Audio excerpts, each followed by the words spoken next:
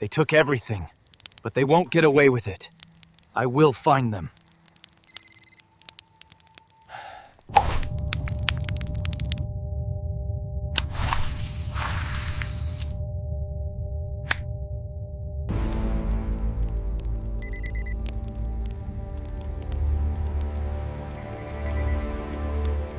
The email arrived at 3:47 a.m. Amazonian time. I was 6 days deep into the rainforest, studying extremophile bacteria in hydrothermal vents, organisms that could revolutionize medicine. My satellite phone's screen cut through the darkness with a news alert from Nature Scientific Journal. The headline made my blood run cold.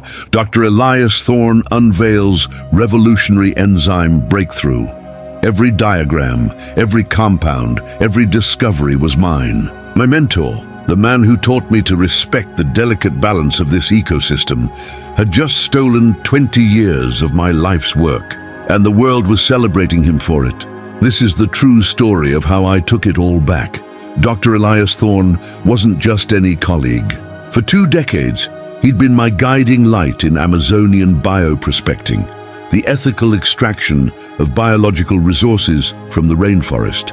I trusted him completely. 3 months earlier, I'd submitted my research paper for peer review, a groundbreaking study on enzymes from Amazonian bacteria that could break down industrial pollutants. The applications were worth hundreds of millions. I'd sent Thorne a courtesy copy out of professional respect. Now that same research was published under his name as lead author on the Amazonian Biosolution initiative, backed by the prestigious Minerva Institute and $47 million in venture capital funding. My name was buried in the acknowledgements as a footnote. The dismissal email from the journal came next. Research deemed redundant, given Dr. Thorne's recent publication. Then came the articles painting me as a failed researcher making disputed claims. They'd orchestrated a perfect theft, and the scientific community had already moved on. I sat in my tent that night, surrounded by the sounds of howler monkeys and the humid darkness, holding a satellite phone that connected me to a world that had just erased me. Most people would have hired a lawyer immediately, issued press releases, fought fire with fire. I did something different. I went completely silent. I'm a scientist, and we don't react, we observe, document, and analyze. For the next 60 days, I became invisible. No social media, no public statements, no angry phone calls. While Thorne gave TED-style talks and appeared on magazine covers, I disappeared into the work. But I wasn't hiding. I was hunting. I started with pattern recognition, pulling every email, every lab report, every time-stamped photograph from 6 years of field research. Thorne's timeline didn't add up. His revolutionary breakthrough allegedly took 8 months. My research had taken 6 years. Then I found it, an email thread I'd been accidentally CC'd on. Thorne discussing my preliminary findings with Minerva Institute investors 4 months before I'd even shared the full data with him. He hadn't just stolen my work. He'd been planning it for months. I hired a forensic accountant named Margaret Chen, a specialist in academic fraud. It cost $15,000 I didn't have, so I maxed out 2 credit cards. Margaret's findings were explosive. She uncovered shell companies funneling Minerva Institute grant money, falsified expenditure reports claiming fieldwork Thorne never conducted, and land acquisition records in the Amazon, showing he'd purchased indigenous territories through fraudulent permits. Thorne wasn't just a plagiarist. He was running a sophisticated criminal operation disguised as conservation science. Then former lab assistants started reaching out, quietly and nervously, 3 people who'd worked under Thorne and watched him take credit for their work too. I recorded every conversation, documented every testimony, and built a timeline so airtight that even the best lawyers couldn't dismantle it. I had 847 pages of evidence, cross-referenced and notarized. Here's what Thorne didn't understand about the Amazon. The river looks calm on the surface, but beneath, currents run deep and powerful. I filed complaints simultaneously with the State Department of Business Oversight, the National Science Foundation's Office of Inspector General, the Brazilian Institute of Environment and Renewable Resources, and Minerva Institute's Board of Ethics. I didn't announce it, didn't tweet about it, just submitted all the evidence and waited. Thorne received the first official inquiry 3 weeks later, a letter from the State Department citing specific commercial code violations. I wasn't named in the letter, but the evidence that prompted it was all mine. He called me that night the first time in 4 months. "I don't know what you think you're doing." His voice was tight and controlled, "but you're making a serious mistake." I kept my voice calm. "I'm not doing anything, Elias, just letting the facts speak." He laughed, bitter and sharp. "Facts? You think your little tantrum matters? I have the Minerva Institute. I have venture capital. I have everything." I interrupted him. "You have 47 financial discrepancies in your grant reporting.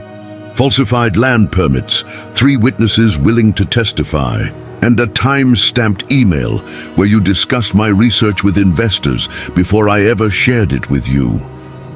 The silence on the other end was deafening. "You have a choice," I continued. "Make this right voluntarily, or watch it all come out publicly." He hung up. 2 days later, his lawyer sent a cease and desist letter threatening defamation charges. I sent back a single document, the email thread with the investor discussions. His lawyer stopped responding after that. Once institutions start investigating, they don't stop. The Minerva Institute suspended Thorne's funding, pending an internal review. The NSF launched a formal fraud investigation.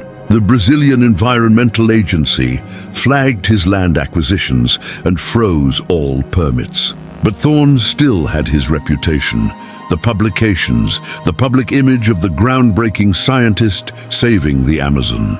That's when I decided to go to Scientific American with the full story. The article dropped on a Tuesday morning with the headline, "The Amazonian Research Scandal: How Dr. Elias Thorne Built an Empire on Stolen Science." It laid out everything. My name, my research, the timeline, the evidence, all of it. Within 72 hours, 3 major universities revoked Thorne's honorary degrees. Minerva Institute terminated all contracts and demanded refunds totaling $8.3 million. 2 federal indictments were filed for grant fraud and environmental violations, and Nature retracted his paper with a formal apology to me. The collapse was total and irreversible. The mediation lasted 4 hours. Thorne sat across from me in a sterile conference room with his lawyer beside him, no longer the confident mentor I'd once known, but a man cornered by his own greed. I opened my binder containing 20 years of meticulous documentation. For every lie he'd told, I had a timestamp. For every claim he'd made, I had the original research notes. For every dollar he'd stolen, I had a paper trail. His lawyer pushed a settlement offer across the table. Full public acknowledgement of my authorship, restoration of my research credit on all publications, financial compensation of $2.4 million, and transfer of the Amazon research site to me legally and completely. I signed, not because I wanted his money, but because those 47 acres of rainforest would now be protected as a conservation research station run ethically by people who understood that science isn't about glory, it's about truth. With the settlement funds, I established the Amazonian Biodiversity Research Initiative, a non-profit dedicated to ethical bioprospecting and indigenous community partnerships. We've trained 47 scientists in the last 2 years, published 12 peer-reviewed papers, and protected 200 acres of threatened rainforest habitat. Thorne's reputation was destroyed, and his federal trial is still ongoing. Last I heard, he's facing 15 years for fraud. People ask me now how I stayed so calm, how I had the patience to build a case instead of fighting publicly. The answer is simple. I learned from the Amazon itself. The rainforest doesn't fight with noise or demand attention. It just exists, vast and powerful, constantly regenerating beneath the surface where no one sees. The Yacumama, the legendary giant serpent of Amazonian folklore, doesn't announce its presence. It moves through deep waters unseen and patient until the moment it surfaces with unstoppable force. I wasn't a victim seeking sympathy or a warrior seeking battle. I was a scientist seeking truth, and truth, when documented meticulously and presented irrefutably, is the most powerful force on Earth. The legend of the Yacumama says it protects the Amazon's waters, rising only when the balance is threatened. Maybe the legends were talking about more than just serpents. Maybe they were talking about people like us, quiet and patient and powerful, who protect what matters most. If you've ever had your work stolen or felt powerless against someone with more resources, drop a comment below, because your story matters. And if this resonated with you, subscribe, because the Amazon still has secrets to share, and I'm just getting started.